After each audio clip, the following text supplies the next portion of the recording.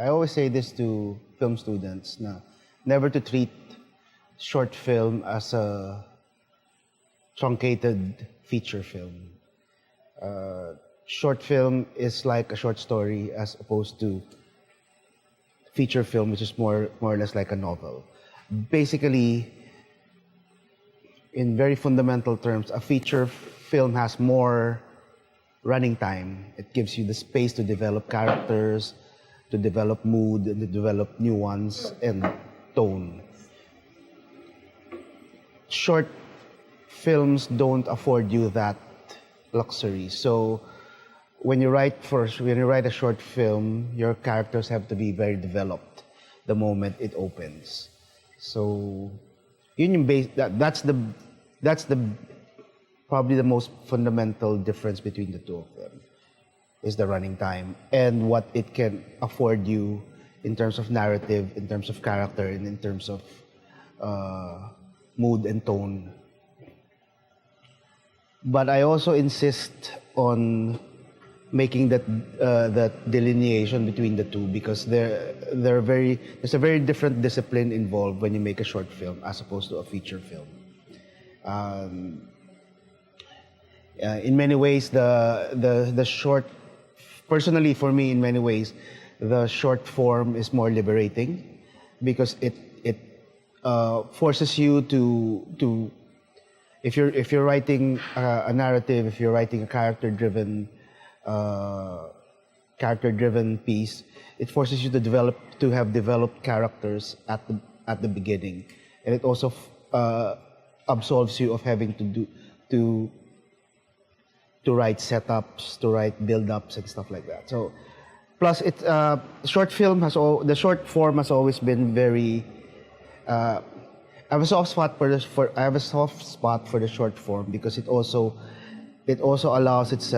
opens itself up to more experimental modes of narrative, or more experimental modes, or more alternative modes of telling a story or of making a film. The aesthetics that it inspires tends to be more radical and more avant-garde in the short form, at least as far as I know, as far as I'm concerned.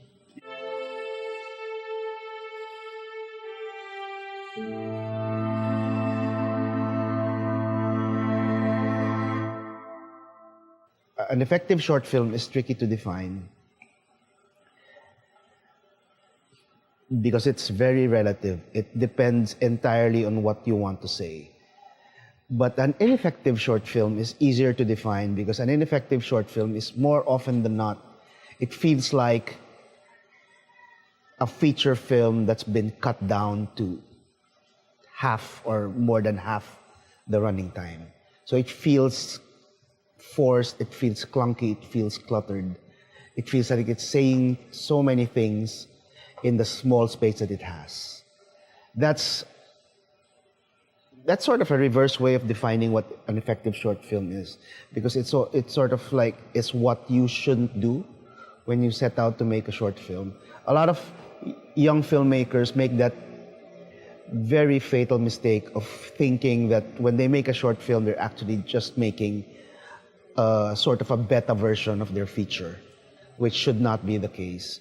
And in many ways, a short is its own discipline, is its own thing. So there are a lot of filmmakers who excel in the short film, in the short form. There are a lot of filmmakers who excel in the long form. There are filmmakers who do good in both. So you should always treat the short as a separate discipline from features.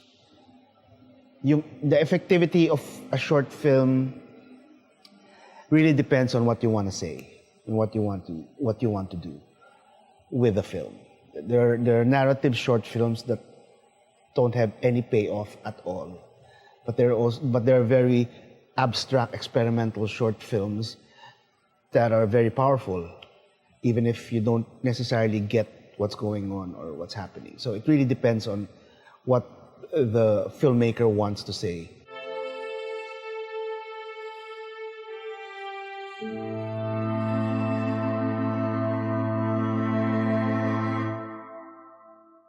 when you say indie, indie has a bad connotation these days because people keep pulling out that indie mainstream card, pitting them against each other, and it's a tiresome argument.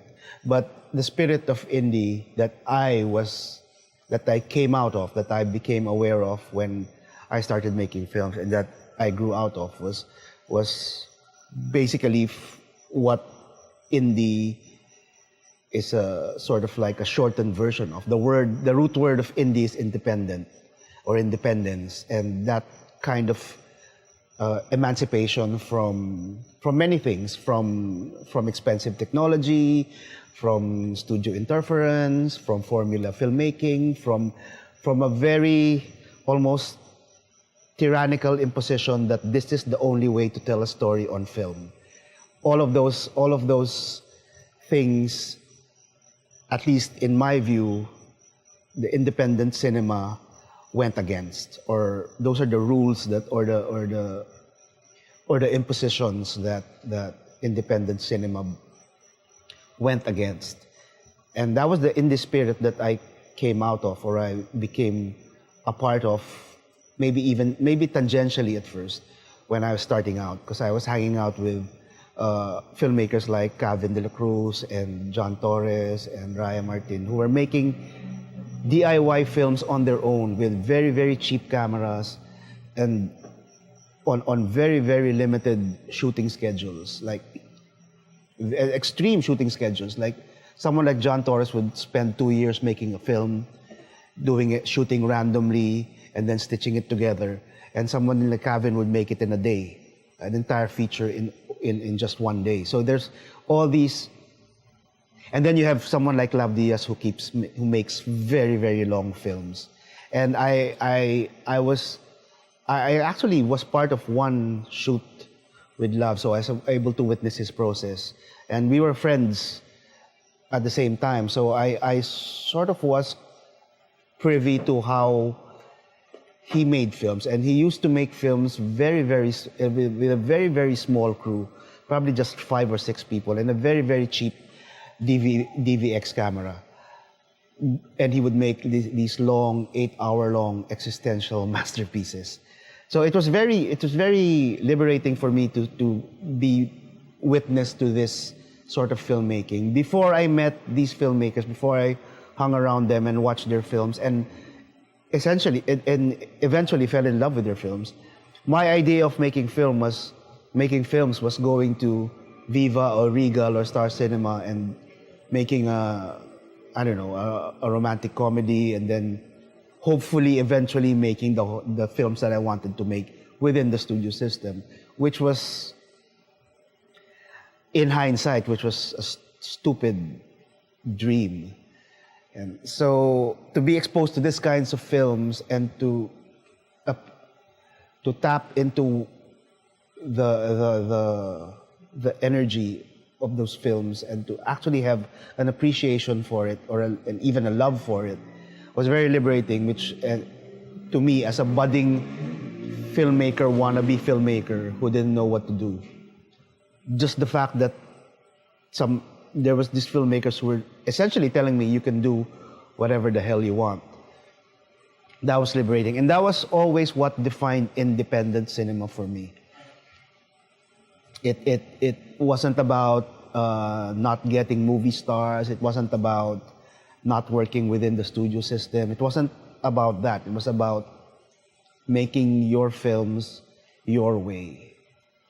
Not having film school education, not working in an industry, but making your films anyway. So with whatever cameras you had you had it at your disposal, you can make a film.